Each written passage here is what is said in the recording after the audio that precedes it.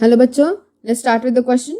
And here the question says that the posterior pituitary gland is not a true endocrine gland because तो यहाँ पे कहा है कि जो posterior pituitary gland होती है उसे एक true gland नहीं समझा जाता. So here we write posterior pituitary gland. अब ये posterior pituitary gland को ही true gland क्यों नहीं कहा जाता? What is the reason behind that?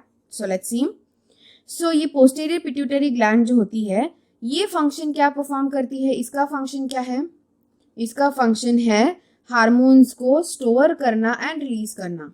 Store and releasing of hormones that's it.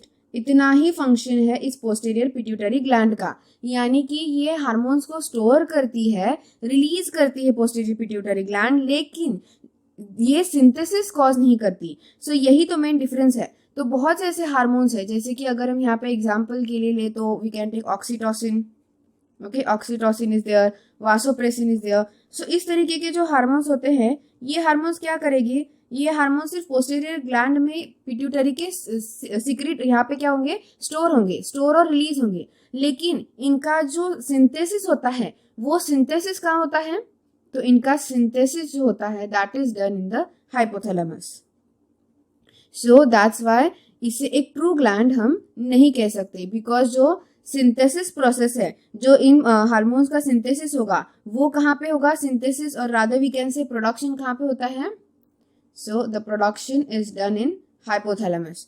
Hypothalamus में क्या होता है? इनका प्रोडक्शन होता है, लेकिन इनका सिर्फ स्टोरेज और रिलीजिंग होता है हार्मोन्स का, that is by the posterior pituitary gland.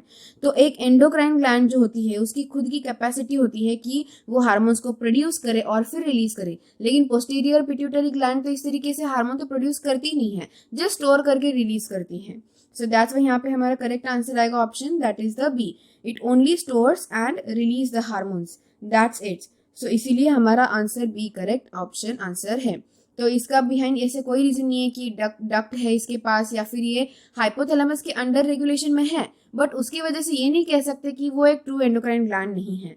And it secret enzyme, तो यहाँ पे बेसिकली वो सिर्फ स्टोर करती है और रिलीज करते हैं. That's why this is not called as a true gland. So I hope you got the answer very well. Thank you and all the best.